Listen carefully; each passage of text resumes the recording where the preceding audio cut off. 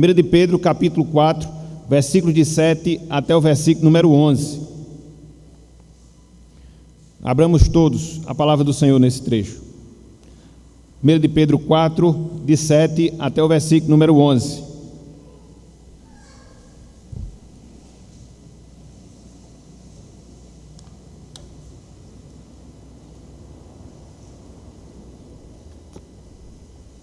Irmãos, amigos, diz-nos o seguinte, a palavra do Senhor. 1 de Pedro 4, de 7 a 11. Ora, o fim de todas as coisas está próximo. Sede, portanto, criteriosos e sóbrios, a bem das vossas orações. Acima de tudo, porém, tende amor intenso, uns para com os outros, porque o amor cobre multidão de pecados. Sede mutuamente hospitaleiros, sem murmuração. Servi uns aos outros, cada um conforme o dom que recebeu, como bons despenseiros da multiforme graça de Deus. Se alguém fala, fale de acordo com os oráculos de Deus.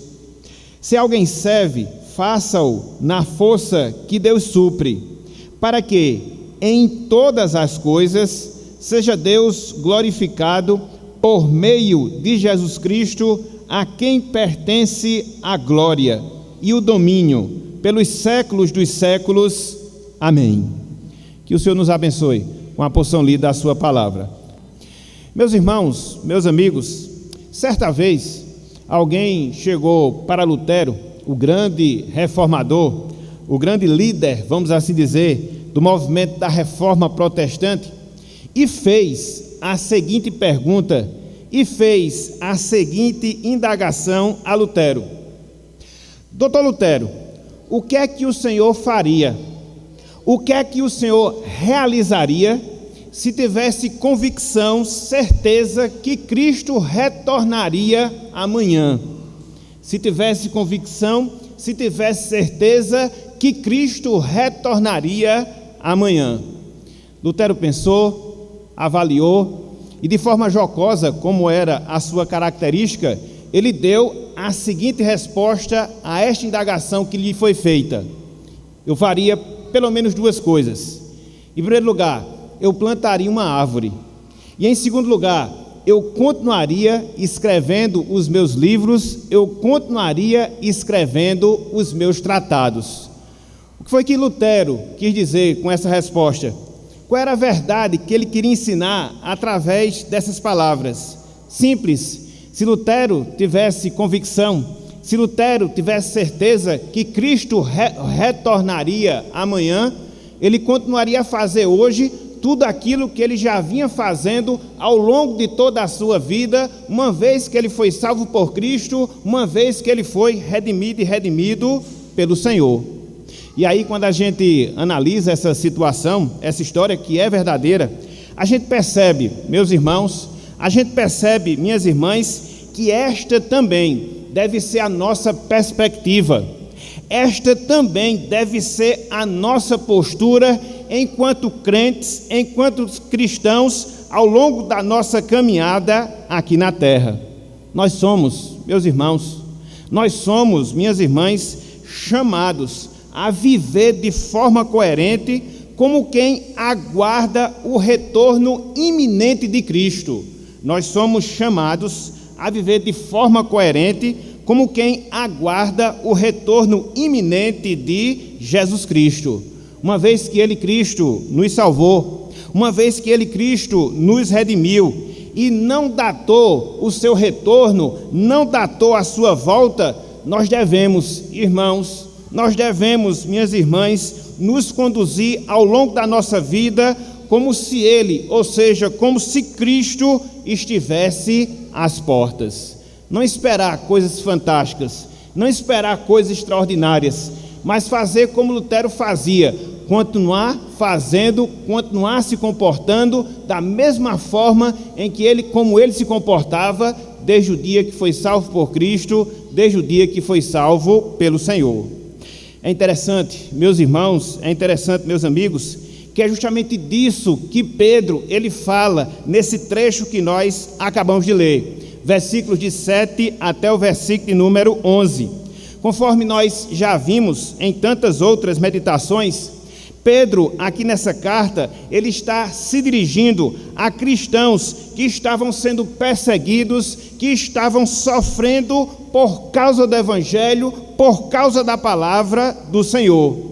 Contudo, não obstante, humanamente falando, a essa triste realidade, eles aguardavam o retorno iminente de Cristo para assim consumar, dar fim à história humana.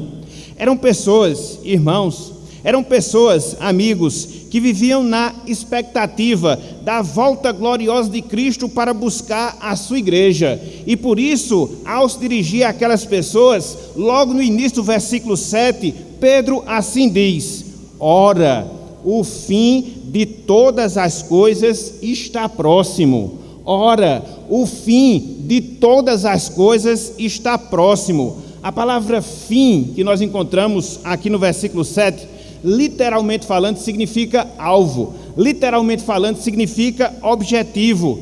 Em outras palavras, era como que Pedro estivesse dizendo: o alvo, o objetivo do plano redentor de Deus em Cristo Jesus está perto, está muito perto de ser atingido, de ser alcançado. Era essa a perspectiva, era esse o entendimento que o apóstolo Pedro ele tinha, uma vez que ele entendia das verdades espirituais, das verdades da palavra do Senhor.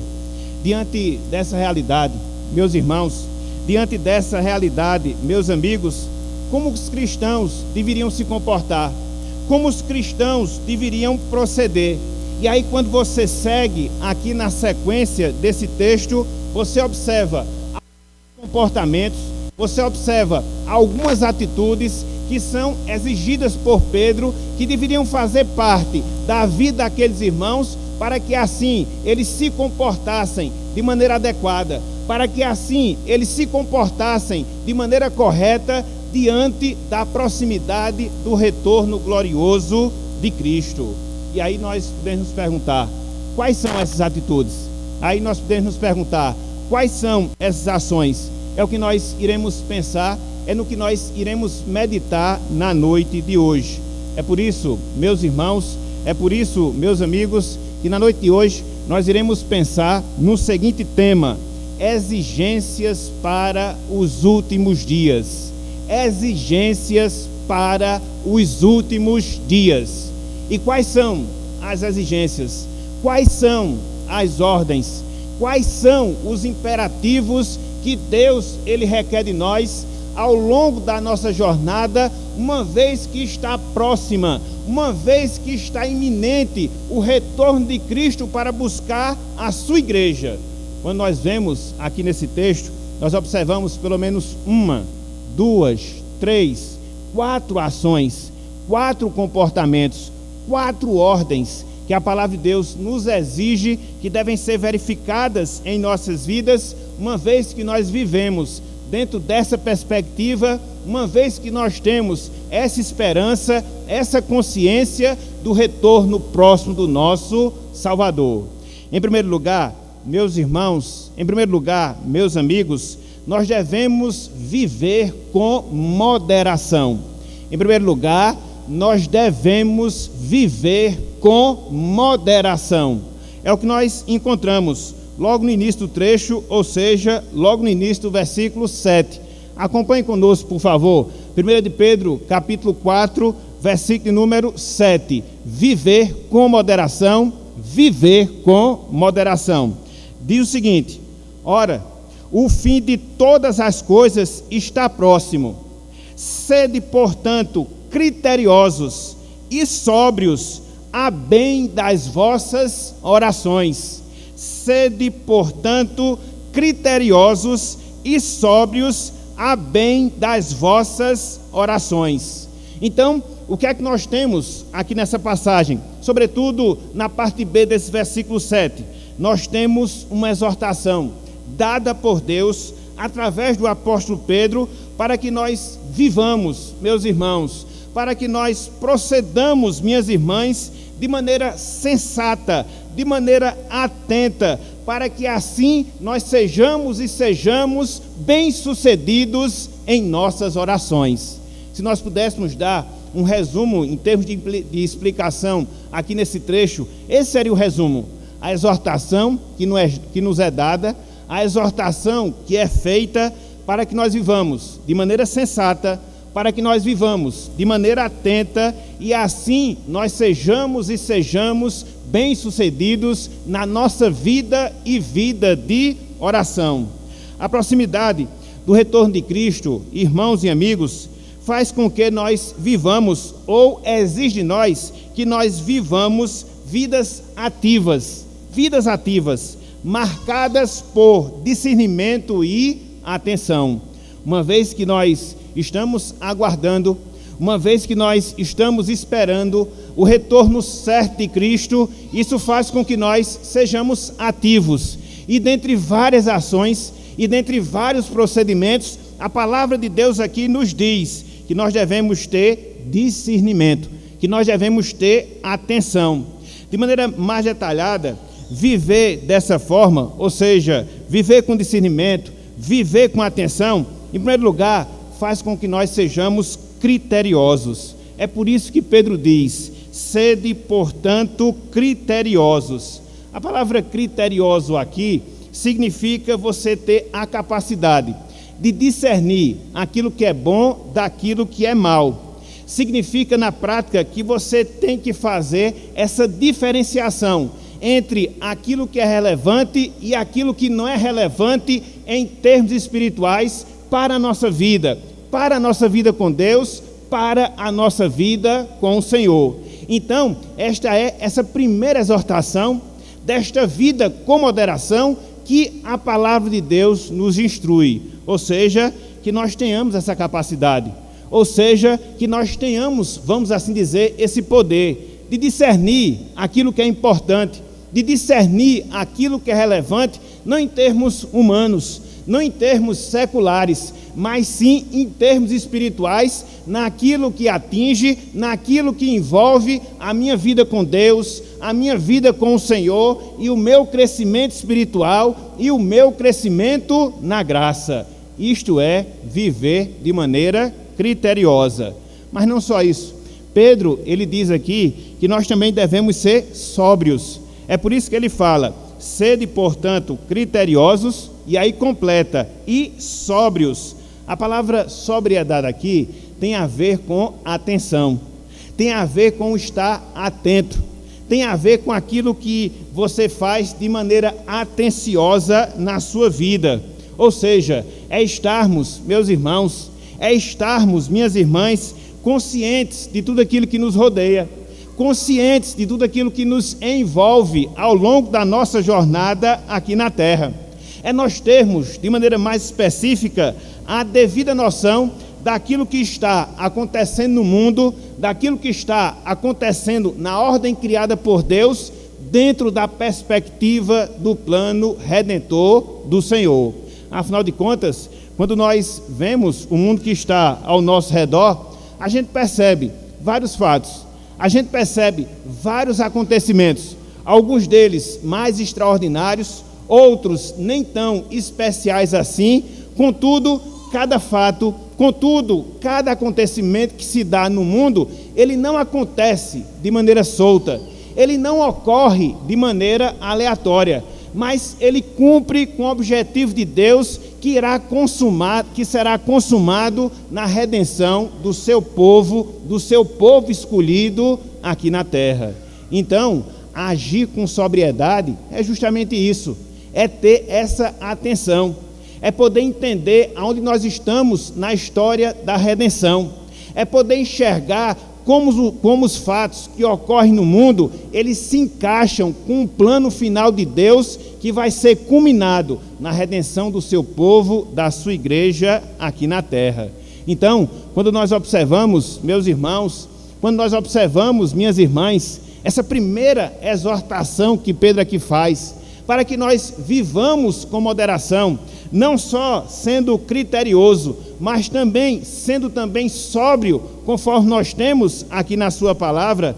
A gente percebe, irmãos, irmãs, a necessidade que nós temos de nós termos foco na nossa vida espiritual, de nós termos foco na nossa vida com Deus, na nossa vida com o Senhor, de podermos entender o mundo que está à nossa volta. Muitas vezes nós temos a tendência de nos envolvermos com os nossos trabalhos, de nos envolvermos com os nossos entretenimentos, que muitos deles não são ilícitos, mas muitas vezes eles nos tiram a esperança, eles nos tiram a perspectiva que deve existir no nosso coração do retorno glorioso de Cristo.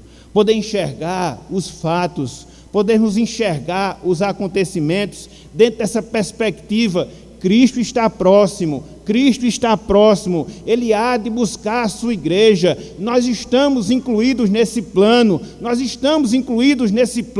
redentor.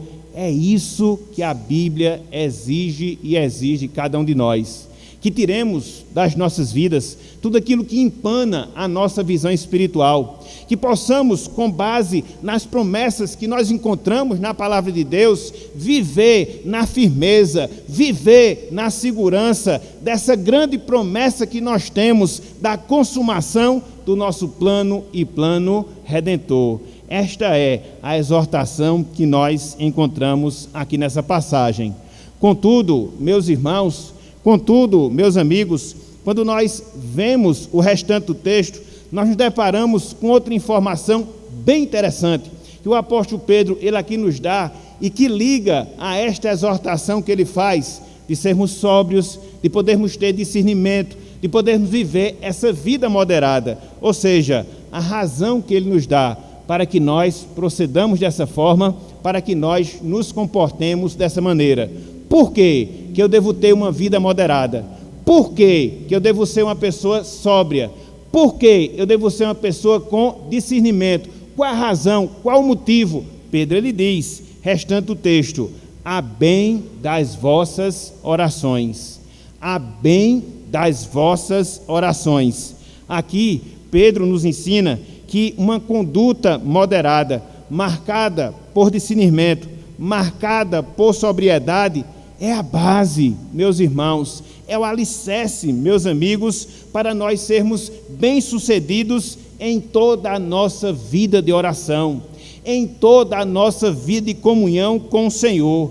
É interessante que o apóstolo Pedro aqui, ele fala em orações, ele coloca a palavra no plural. Por quê? Porque isso envolve todas as circunstâncias da nossa vida de oração, seja a nossa vida particular de oração, seja a nossa vida coletiva de oração, quando nós nos reunimos como igreja para buscar a presença de Deus, mas não só isso. Pedro aqui, ele fala de todos os tipos de oração que porventura nós façamos ao longo da nossa vida. Orações de confissão, orações de intercessão, orações de súplica, orações de arrependimento. Então, para que nós sejamos bem-sucedidos em toda a nossa vida de oração, não só nas suas circunstâncias, mas também nos tipos de oração, como é que nós devemos nos conduzir? Como é que nós devemos nos comportar? De maneira moderada, com discernimento e sobriedade. É interessante porque quando nós entendemos esse ponto, é interessante porque quando nós compreendemos essa verdade, nós chegamos à conclusão, meus irmãos, meus amigos, que a nossa conduta nesta vida afeta a nossa vida de oração. A nossa conduta nesta vida, ela afeta a nossa vida de oração.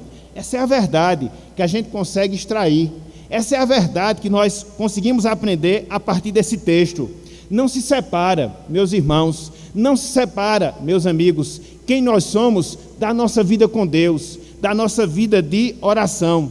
Quando nós pensamos nessa ligação, quando nós pensamos nessa relação, talvez nós compreendamos porque hoje, irmãos, porque hoje, minhas irmãs, nós vivamos uma vida tão infértil no que diz respeito à oração. Nós sejamos tão resistentes a ter uma vida de oração. quer seja uma vida individual, quer seja uma vida coletiva. Por quê? Nós não estamos buscando esse discernimento, nós não estamos buscando essa sobriedade, nós não estamos entendendo o plano de Deus à luz das circunstâncias que se dão no mundo do qual nós estamos vivendo. E aí nós nos desinteressamos completamente por buscar a presença de Deus, por buscar a comunhão com o Senhor através das nossas orações. E repito, talvez seja essa a explicação, talvez seja esse motivo pelo qual nós vivemos vidas tão frágeis de oração. Basta nós vermos a quantidade de irmãos, basta nós vermos a quantidade de pessoas que participam das nossas reuniões de oração. Às vezes não chega a ser 10% do grupo dos irmãos que costumeiramente eles participam dos trabalhos. E isso tem uma razão de ser, isso tem uma explicação. À luz desse texto, nos falta essa sobriedade. À luz desse texto, nos falta esse discernimento. À luz desse texto, nos falta ter uma vida de moderação. Por isso, meus irmãos, por isso, minhas irmãs, sigamos o exemplo do nosso Mestre, sigamos o exemplo do nosso Salvador, que ao longo da sua vida terrena, sobretudo ao longo do seu ministério terreno, ele se comportou como quem tinha moderação, de maneira sóbria, de maneira discernida, e Cristo viveu verdadeiramente uma vida de oração. Não é difícil nós comprovarmos esse fato, não é difícil nós atestarmos essa realidade. Desde o início do seu ministério até a consumação da sua obra redentora, Cristo ele estava orando, Cristo ele estava buscando a presença de Deus em sua vida. Por quê? Porque ele tinha discernimento. Por quê? Porque ele vivia com sobriedade, ele entendia o plano de Deus, ele compreendia o propósito do Senhor para a sua vida, e isso o afetou diretamente em relação à sua vida e vida de oração.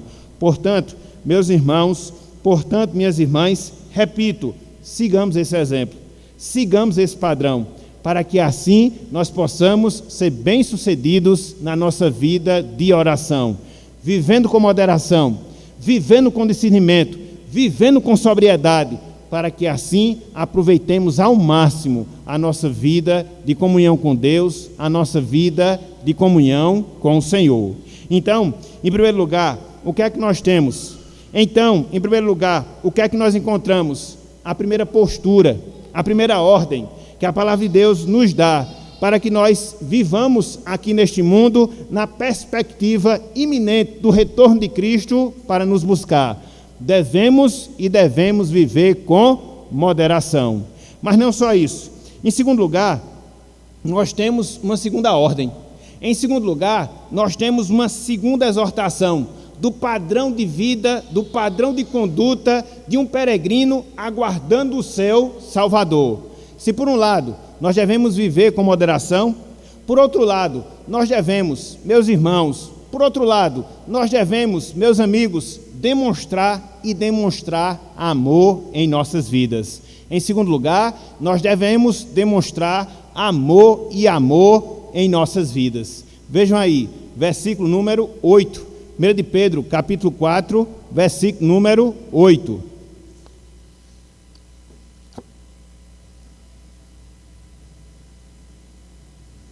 Diz o seguinte a palavra do Senhor: acima de tudo, porém, tende amor intenso uns para com os outros, porque o amor cobre multidão de pecados. Acima de tudo, porém, tende amor intenso uns para com os outros, porque o amor cobre multidão de pecados. O que é que nós temos aqui nesse trecho? O que é que nós temos aqui nessa passagem? Pedro, meus irmãos, Pedro, meus amigos, nos exortando à prática recíproca do amor. Pedro nos exortando à prática recíproca do amor. O amor de que Pedro trata aqui nessa passagem ele não é uma mera emoção, não. Ele não é um mero sentimento, também não. Mas o amor ao qual Pedro faz referência aqui nessa passagem é a virtude no seu sentido mais sublime. É a virtude no seu sentido mais absoluto. É o amor que Deus demonstrou em relação a nós quando Ele nos salvou e nos salvou em Cristo Jesus. Então, repito, não é qualquer sentimento.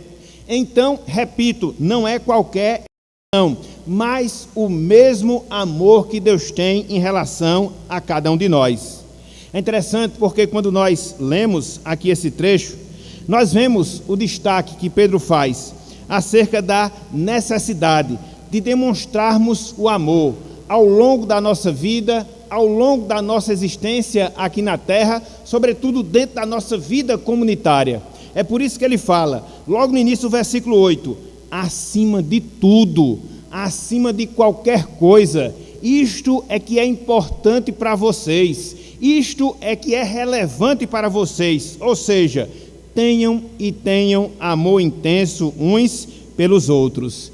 E aí, quando nós analisamos aqui essa passagem, quando nós analisamos aqui esse texto, nós percebemos algumas peculiaridades acerca desse amor que Deus nos ordena, acerca desse amor que Deus exige de cada um de nós como padrão de conduta ao longo da nossa existência aqui na terra. Em primeiro lugar, esse amor que nós devemos ter, ele deve ser um amor perene. Tanto é que Pedro fala, amor intenso. A palavra intenso, que nós encontramos no versículo 8, literalmente falando, significa que nunca se acaba. A palavra intenso que nós temos, sendo aplicada ao amor que nós devemos demonstrar, literalmente falando, significa que nunca se acaba. Essa palavra, meus irmãos, essa palavra, meus amigos, descrevia, nos tempos do apóstolo Pedro, o esforço, a força que um atleta faz ao máximo para poder ganhar uma competição, para poder ganhar algo que porventura ele venha disputar. Então, é assim que Pedro, ele requer, que os irmãos do passado, é assim que Pedro requer, que nós hoje vivamos e demonstremos o nosso amor como cristãos. Ele exige, meus irmãos, ele exige, minhas irmãs, que nós possamos empreender todos os nossos esforços para amar, quer seja no sentido mental, quer seja no sentido físico, quer seja no sentido sentimental. Ele requer isso de cada um de nós, que exercitemos o amor dentro desse nível, que exercitemos o amor dentro desse patamar em relação às nossas vidas, agindo de maneira incondicional, sem esperar receber nada em troca, agindo de maneira proposital, como Deus ele requer, como Deus ele exige de cada um de nós. Então, em primeiro lugar, esse amor que a palavra de Deus nos exige como padrão de conduta de quem aguarda o retorno de Cristo, em primeiro lugar, ele é um amor perene. Mas não só isso. Em segundo lugar, ele deve ser um amor mútuo. Em segundo lugar, ele deve ser um amor mútuo. É por isso que Pedro fala, uns para com os outros. Essa exigência de amar, não qualquer amor, mas conforme nós falamos, o mesmo amor que Deus tem em relação a nós, é uma obrigação que recai sobre todos nós, meus irmãos, sobre todos nós, minhas irmãs. Ninguém está isento, ninguém escapa dessa necessidade, de acordo com o ensino que nós encontramos na palavra do Senhor. Ele deve, conforme nós vimos, ser um amor intenso, ou seja, forte, resistente, contínuo.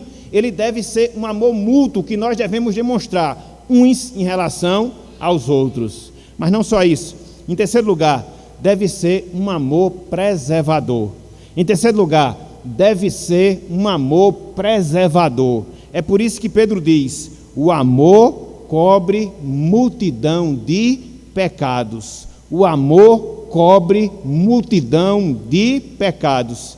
A palavra cobrir, que nós temos aqui nesse trecho, literalmente falando, significa não expor. Literalmente falando, significa não mostrar. No amor verdadeiro, nós temos esse cuidado. No exercício do amor verdadeiro, nós temos essa atenção. Há momento de perdão, há momento de confrontação, mas não há momento de exposição. quando nós amamos verdadeiramente o nosso próximo, quando nós amamos o nosso irmão, a nossa irmã em Cristo, nós não temos esse objetivo de expor os seus erros, de expor as suas falhas, de expor os seus defeitos, porque o verdadeiro amor não permite que nós ajamos dessa forma. É um amor que cuida, é um amor que preserva, é um amor que faz o bem. Por isso, como o texto diz aqui, ele cobre multidão de pecados. Então, perceba, meus irmãos, minhas irmãs, o padrão que Deus ele exige de cada um de nós. Nós somos peregrinos aqui nesta vida? Sim. Nós devemos vivenciar o amor? Sim. Um amor que é intenso, um amor que é mútuo, um amor que não expõe, que é preservador, porque é assim que a palavra exige e exige de cada um de nós. E aí quando você começa a pensar, e aí quando você começa a considerar essas coisas, você chega a uma conclusão, você chega a uma verdade. Que conclusão? Que verdade? Cristo, meus irmãos, a espera de Cristo, meus irmãos, faz com que nós amemos como Cristo. Quando nós estamos esperando o nosso Salvador, quando nós estamos aguardando o retorno glorioso do nosso Redentor, dentre várias coisas que Deus exige de nós, é que nós amemos como Cristo, é que nós amemos como nosso Salvador. Quando nós olhamos, por exemplo, a vida de Cristo, é fácil nós comprovarmos o exemplo ímpar de amor que ele demonstrou, um amor sacrificial, um amor incondicional, que foi culminado quando ele entregou a sua vida lá na cruz do Calvário. E é esse mesmo amor que eu, você, todos nós devemos exercitar enquanto estamos aguardando esse Cristo para nos buscar nesta vida. Não deve ser qualquer amor, não deve ser qualquer sentimento, mas conforme Pedro aqui nos ensina, é um amor puro, é um amor recíproco, é um amor resistente, é um amor preservador, porque é assim que Deus determina e determina na sua palavra. Por isso, meus irmãos, por isso, minhas irmãs, clamemos por graça, clamemos por misericórdia, para que Deus, mediante a oração, Ele possa infundir esse amor nos nossos corações. Nós sabemos por experiência própria, nós somos incapazes de vivenciar esse sentimento em relação às nossas vidas.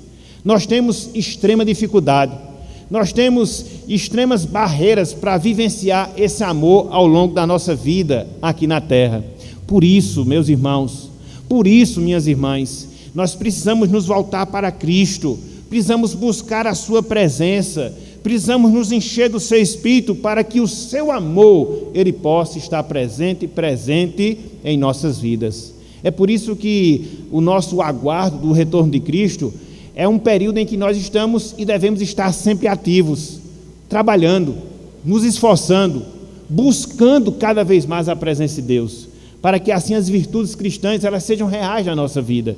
E assim nós possamos nos submeter àquilo que verdadeiramente Deus ele exige de cada um de nós. Então, em primeiro lugar, o que foi que nós vimos? Em primeiro lugar, o que foi que nós observamos? Qual é a primeira conduta que Deus ele exige de nós? Que nós vivamos e vivamos com moderação.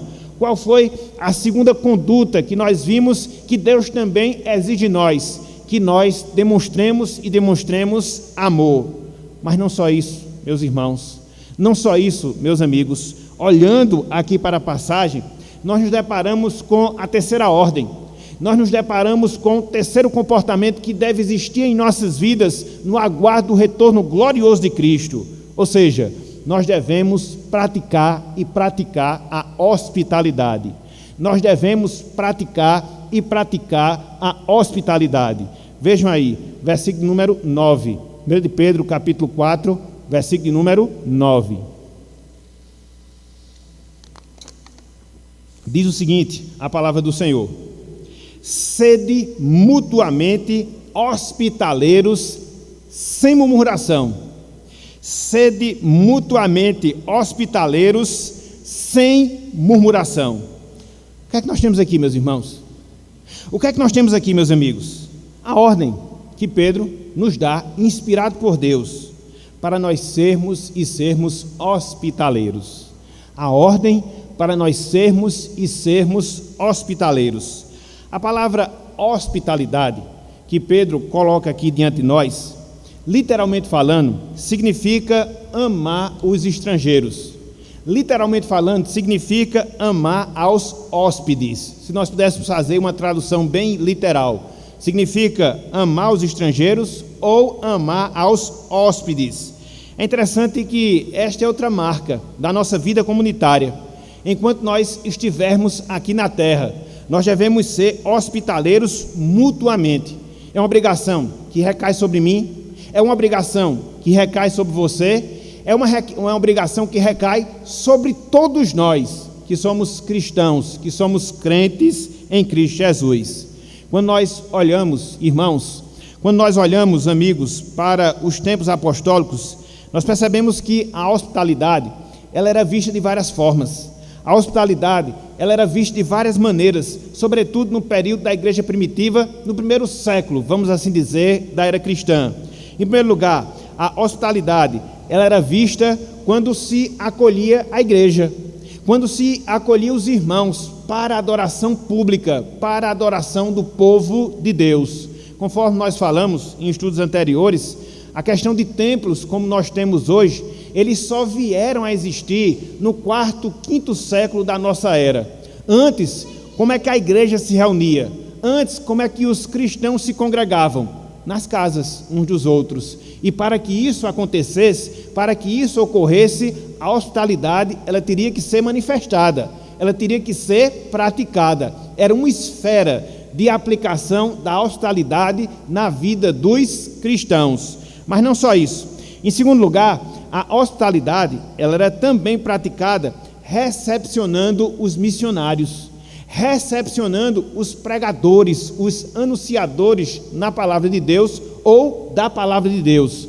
Até porque, nos tempos do Novo Testamento, a hospedagem era muito cara, era muito dispendiosa. E via de regra se solicitava, via de regra se pedia aos irmãos que recebessem os missionários para que essa despesa ela pudesse ser minimizada. Era uma segunda forma da prática da hospitalidade. Mas não só isso. Em terceiro lugar, a hospitalidade ela era vista também quando se abrigava famílias inteiras, por causa da perseguição do Evangelho, ou por causa do Evangelho, por causa da perseguição, por causa da palavra de Deus. Essa era uma outra peculiaridade nos tempos da igreja primitiva. Existia uma perseguição, por não dizer uma perseguição institucionalizada do cristianismo, e muitas vezes as pessoas eram obrigadas a abandonar as suas casas, com toda a sua família, mulheres, filhos, e para onde eles iam? Iam para a casa dos irmãos, através do exercício da hospitalidade, através da prática da hospitalidade. Então, pelo menos 3 esferas como isso acontecia: quando se abrigava a igreja, quando se recepcionava os missionários, quando chegava a receber os cristãos perseguidos por causa da palavra. Por isso, meus irmãos, por isso, meus amigos, a hospitalidade, ela era uma prática comum na igreja primitiva. A hospitalidade, ela era uma prática comum na igreja primitiva. E aí nós vemos essa exortação aqui da parte de Pedro. Inclusive, para que você pudesse ser um presbítero, um pastor, uma das características que deveria existir na sua vida é que você deveria ser hospitaleiro. Quando Paulo ele fala acerca das virtudes cristãs, lá em Romanos, sobretudo no capítulo 14, ele também mostra isso, a necessidade de exercermos a hospitalidade. E aí nós vemos essa exortação de Pedro e entendemos porque Pedro faz essa exortação. Contudo, meus irmãos, meus amigos, quando nós olhamos aqui para o texto, a gente percebe a motivação que Pedro também fala que nós devemos ter quando nós praticamos a hospitalidade. Veja o que ele fala: sede mutuamente hospitaleiros, veja o final, sem murmuração. A palavra murmuração aqui significa reclamação. Então, o que é que a palavra de Deus requeria dos cristãos no passado?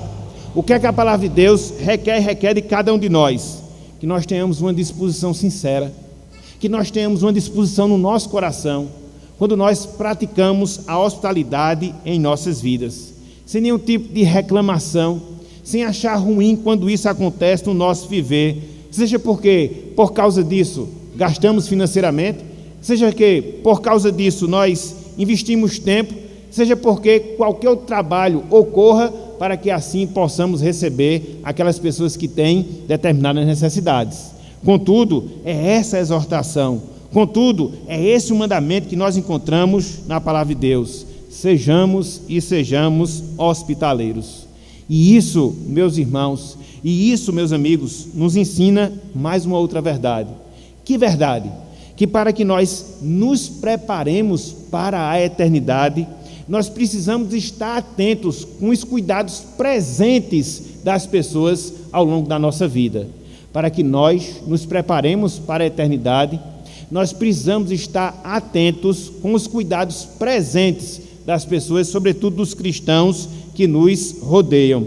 A esperança que nós temos na consumação de todas as coisas, a esperança que nós temos na consumação da nossa salvação, ela nos faz enxergar, meus irmãos, ela nos faz enxergar, minhas irmãs, a carência, a necessidade daquelas pessoas que estão mais perto, daquelas pessoas que estão mais próximas de nós. É isso que nós temos na palavra do Senhor, é isso que nós temos na palavra de Deus.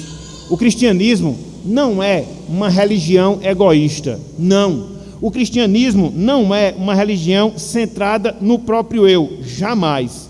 Mas o cristianismo é uma religião que é sensível à necessidade alheia.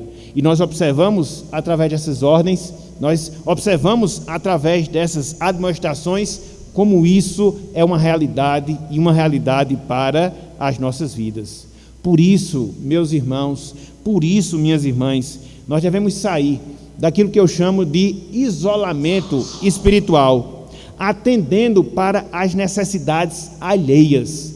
Nós precisamos sair do nosso isolamento espiritual, atendendo para as necessidades alheias. Isso deve acontecer não apenas no aspecto físico, não apenas no aspecto material, mas sobretudo no aspecto espiritual. Quantas são, meus irmãos, quantas são, minhas irmãs, as pessoas que estão próximas a nós, as pessoas que estão perto de nós, que estão carentes de necessidades espirituais, pessoas muitas vezes que estão padecendo de fraqueza espiritual, pessoas que muitas vezes estão padecendo de algumas tentações específicas na sua vida, pessoas que muitas vezes estão padecendo de tribulações ao longo da sua caminhada. E muitas vezes nós agimos com total indiferença em relação a essas pessoas. Não as acolhemos, não as ajudamos, não damos o sustento necessário, a base necessária para que ela possa se fortalecer e se fortalecer espiritualmente. Desde os tempos de Cristo, que isso é realidade, passando pelo período apostólico, chegando até os nossos dias. Então, nós precisamos ter a sensibilidade a que teve o nosso Redentor. Nós precisamos ter a sensibilidade a que teve Cristo, olhando para as questões que nos rodeiam, das carências das pessoas, sobretudo dos nossos irmãos, sobretudo das nossas irmãs em Cristo Jesus. Infelizmente, a gente vive de maneira muito egoísta. Infelizmente, nós temos a tendência de vivermos muito centrados nas nossas próprias vidas, nos nossos próprios problemas, nas nossas próprias dificuldades e nos esquecemos dos nossos irmãos. Não praticamos a hospitalidade, seja ela física, mas sobretudo a hospitalidade espiritual. Por isso, como peregrinos que nós somos, por isso, como pessoas que aguardam o retorno glorioso, o que é que Deus requer de nós também? Que nós sejamos hospitaleiros, que nós vivamos com moderação, que nós demonstremos amor, que nós pratiquemos a hospitalidade. Mas não só isso, meus irmãos, não só isso, meus amigos. Há uma quarta exortação que nós temos aqui na palavra, que deve caracterizar a nossa conduta durante esse período em que nós estamos aguardando o retorno do nosso Salvador. Ou seja, nós devemos servir a igreja. nós devemos servir e servir a igreja. Vejam aí, versículo número 10, 1 de Pedro capítulo 4, versículo número 10. Diz o seguinte, a palavra do Senhor: servi uns aos outros, cada um conforme o dom que recebeu, como bons despenseiros da multiforme graça de Deus. Servi uns aos outros, cada um conforme o dom que recebeu, como bons despenseiros da multiforme graça de Deus. O que é que nós temos aqui? A exortação que Pedro faz para nós servirmos aos irmãos através dos dons que Deus nos concedeu. Nós temos a exortação que Deus nos faz através de Pedro para que nós sirvamos aos nossos irmãos através dos dons que nos foram dados pela pessoa de Deus, pela pessoa do Senhor. Essa palavra servir, que nós encontramos aqui no versículo 10, literalmente falando, ela envolve todo tipo de trabalho, todo tipo de serviço que nós prestamos em benefício ao nosso próximo, que nós prestamos em benefício ao nosso semelhante. É desta palavra servir que nós temos aqui diante de nós, que vem a palavra diácono como oficial da igreja, que é aquela pessoa que serve, que é aquela pessoa que atende à necessidade do próximo. Elas estão ligadas. E aí, quando nós analisamos de maneira mais detalhada, quando nós analisamos de maneira mais esmiuçada aqui esse texto, a gente vê, irmãos, a gente vê, amigos, alguns aspectos desse serviço, alguns aspectos desse trabalho que Deus exige de cada um de nós, como conduta peculiar das pessoas que estão esperando o retorno glorioso do seu Salvador.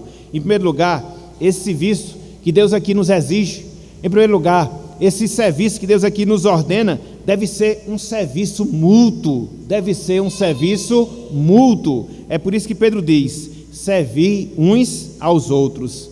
Cada um de nós, meus irmãos, cada um de nós, minhas irmãs, nós devemos ter esse compromisso de desempenharmos as nossas funções, de exercermos os nossos dons, uns em relação aos outros. E quando todos nós fazemos, toda a igreja de Cristo é servida. Quando nós fazemos, todo o corpo de Cristo, os seus membros, eles são edificados aqui na terra. Por quê? Porque o serviço é mútuo, mútuo por cada um de nós, que cumprimos com essa responsabilidade, que assumimos esse compromisso. Mas não só isso, esse serviço, conforme Pedro aqui fala, é também um serviço variado. É por isso que ele fala: cada um conforme o dom que recebeu.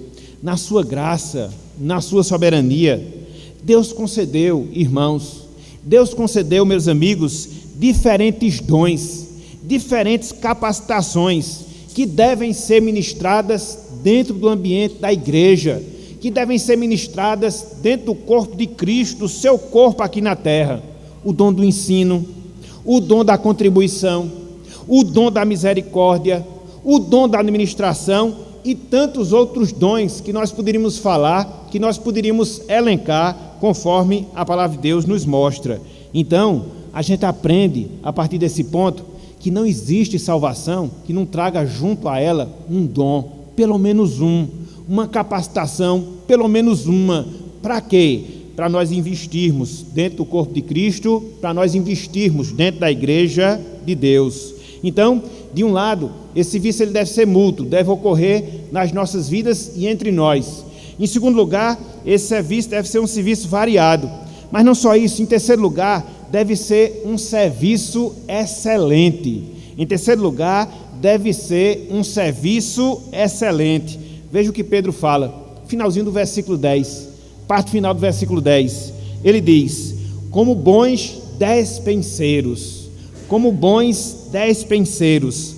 A palavra bom que nós encontramos aqui, literalmente falando, significa excelente. Literalmente falando, significa excelente. Então, se exige de nós, meus irmãos, se exige de nós, minhas irmãs, que nós administremos de maneira excelente as despensas dos dons espirituais que Deus nos deu. Deus nos deu muitos dons. Nós somos administradores desses dons. E Ele quer que nós exerçamos esses dons de que forma, de que maneira? De maneira excelente, para a glória para o louvor, para a exaltação do seu santo e excelso nome. Então, é para isso também que Deus nos chama, para servir mutuamente, servir variadamente, servir de maneira excelente dentro do seu corpo, dentro da sua igreja aqui na terra. E aí quando você vê a sequência aqui do texto, você percebe que Pedro, ele resume, pelo menos em duas categorias, todos os dons que Deus nos dá e as motivações que nós devemos ter para exercer esses dons. Versículo 11, olhem só o que nos diz aqui a palavra. Versículo 11: se alguém fala, fale de acordo com os oráculos de Deus. Se alguém serve, faça-o na força que Deus supre. Então Paulo aqui resume, Pedro melhor dizendo, aqui resume todos os dons espirituais em pelo menos duas categorias, em pelo menos dois grupos. Primeira categoria, primeiro grupo, os dons que nós chamamos de dons de ensino. É por isso que ele diz, aquele que fale de acordo com os oráculos de Deus. Então, quando nós ensinamos a palavra, nós temos uma obrigação. Quando nós ensinamos a palavra, nós temos um compromisso de quê? De ensinar segundo a vontade de Deus, de ensinar segundo a verdade do Senhor. É a primeira categoria. Mas não só isso, nós temos também uma segunda categoria.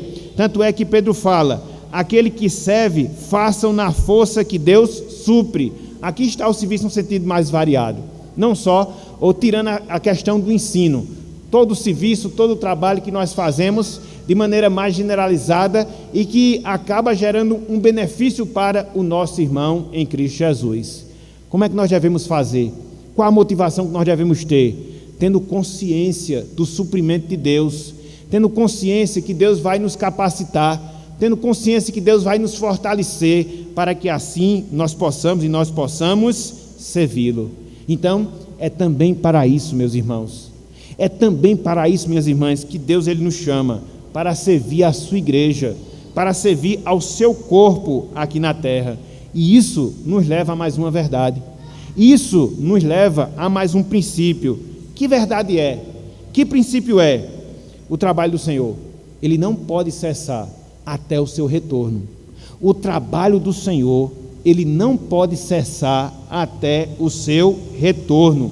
Cristo nos chama, meus irmãos, Cristo nos chama, minhas irmãs, para o seu serviço, para podermos edificar o seu corpo aqui na terra, para que através do seu trabalho, ele venha completar o número dos seus eleitos, e aí chegar ao fim, e aí chegar à consumação de todas as coisas.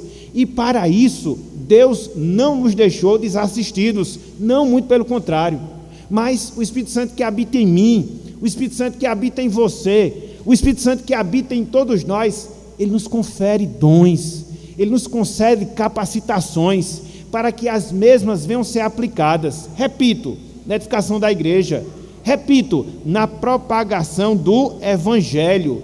Então, meus irmãos, então, minhas irmãs, não percamos tempo com distrações, não percamos tempo com opções que muitas vezes nos afastam dessa realidade. Que realidade? Do trabalho que todos nós devemos desempenhar, da luta que nós devemos travar, para que assim o Evangelho ele venha a ser expandido, para que dessa forma a igreja de Cristo ela venha a ser edificada aqui na terra, e assim você, todos nós, possamos cumprir com aquilo que Deus ele exige de cada um de nós. Infelizmente, nós deixamos tantas coisas, infelizmente, nós deixamos muitas coisas nos impedir, nos barrar, de nos envolvermos mais no serviço para o qual Deus nos chama, com os dons com os quais Ele nos capacitou, uns talvez com mais de um dom, mas com toda certeza, todos nós temos pelo menos um dom, e esse dom, ele não deve servir para nós mesmos, esse dom, ele não deve ser motivo para o nosso orgulho espiritual, não, jamais, mas esse dom ou esses dons, eles devem convergir para o nosso empreendimento, para o nosso envolvimento, para o nosso trabalho na causa de Deus, na causa do Senhor aqui na terra. Portanto, meus irmãos, portanto, minhas irmãs, se porventura há indisposição da nossa parte, se porventura há obstáculos na nossa vida, O que é que nós devemos fazer? Clamar a esse Cristo, que teve como propósito fazer a vontade de Deus, que teve como objetivo de vida realizar a obra do Senhor aqui na terra. Foi isso que ele nos falou, lá em João capítulo 4, versículo 34, que a sua comida consistia em fazer a vontade de Deus e em realizar a sua obra aqui na terra. É desse Cristo que nós estamos carecendo, é deste Cristo que nós estamos precisando, para que Ele possa nos motivar, para que Ele possa nos estimular e assim podermos ter uma participação ativa na sua obra, para a glória do nome do nosso Deus. É isso que Deus exige de nós, é isso que Ele requer de cada um de nós. Se virmos a sua igreja aqui na terra, ao seu povo aqui na terra. Então, é a quarta exortação que nós temos na palavra, é a quarta exortação que nós temos no texto diante de nós. Para fechar, meus irmãos, meus amigos, nós podemos dizer que a consumação da história humana na redenção de Cristo é um fato, é uma verdade que jamais nós devemos esquecer. A consumação da história humana na redenção de Cristo é um fato que jamais nós devemos esquecer. A cada dia que nós passamos, ela se aproxima. A cada semana que nós vencemos, ela se aproxima. A cada ano que nós ultrapassamos, ela está chegando. E aí fica a pergunta: como proceder diante disso? E aí fica a indagação: qual deve ser a minha postura diante dessa realidade? Eu devo ficar parado? Eu devo ficar inerte, esperando ela chegar? Não. Muito pelo contrário. Deus nos chama à ação. Deus nos chama à atividade, para que assim, através do nosso estilo de vida santo, através do nosso estilo de vida prudente, nós possamos estar aguardando coerentemente o retorno do nosso Salvador, vivendo com moderação, demonstrando amor, praticando a hospitalidade e servindo a igreja, servindo o corpo de Cristo aqui na terra. Portanto, meus irmãos, minhas irmãs, vivamos cada dia como se Cristo estivesse retornando em glória. Vivamos cada dia como se Cristo estivesse retornando em glória. Na verdade, é esse o estilo que nós devemos ter. Vivermos para a glória do seu nome. Esse é o fim supremo que Deus delegou e designou para cada um de nós. É assim que nós vivemos na prática, consagrando toda a nossa vida a Deus. Foi aquilo que nós estudamos hoje pela manhã. Nos dedicar a Deus, nos consagrar ao Senhor, nos devotar a Ele, é viver para a sua glória, é viver para o seu louvor. E Pedro, ele fala justamente isso. Veja como ele encerra esse trecho que nós temos diante de nós. Versículo 11, parte C. Olhem só o que Pedro aqui nos diz. Para que, em todas as coisas, que coisas são? Viver com moderação, demonstrar amor, praticar hospitalidade, servir a igreja. Em todas as coisas, seja Deus glorificado, por meio de Jesus Cristo, a quem pertence a glória e o domínio pelos séculos dos séculos. Amém.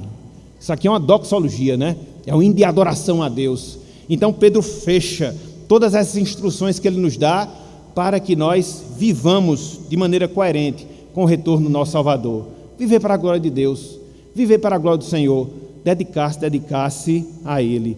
Então, é isso, meus irmãos, é isso, minhas irmãs, que Deus, Ele espera e requer de cada um de nós. E para aquelas pessoas que ainda não experimentam da salvação, para aquelas pessoas que ainda não experimentam da redenção, qual é o recado final que nós temos para vocês?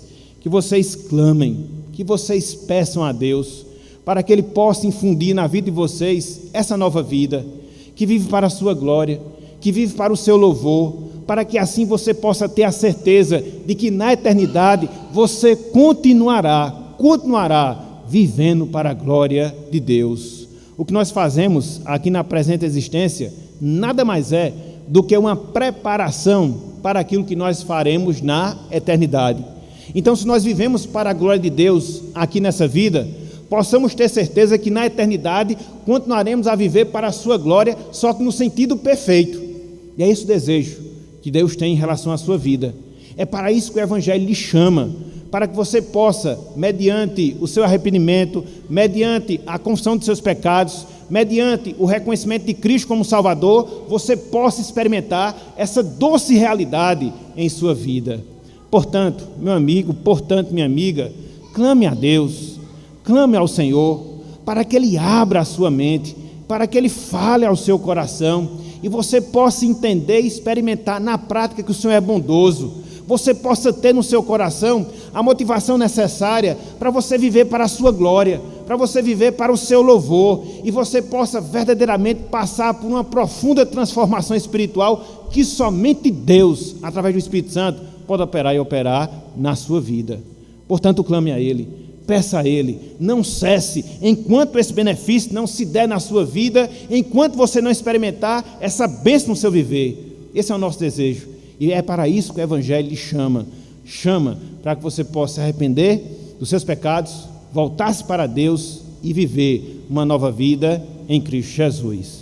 Portanto, meus irmãos, portanto, meus amigos, que Deus nos abençoe, que Ele aplique a sua palavra em nossos corações e que nós possamos ter a perspectiva de Lutero, conforme nós falamos na introdução da nossa mensagem. O que você vamos fazer hoje, uma vez que a gente tenha consciência de que Cristo voltará amanhã? Vou continuar fazendo o que sempre fiz depois que fui salvo por Cristo Jesus. Que Deus nos abençoe e que Ele aplique a sua palavra em nossos corações. Amém.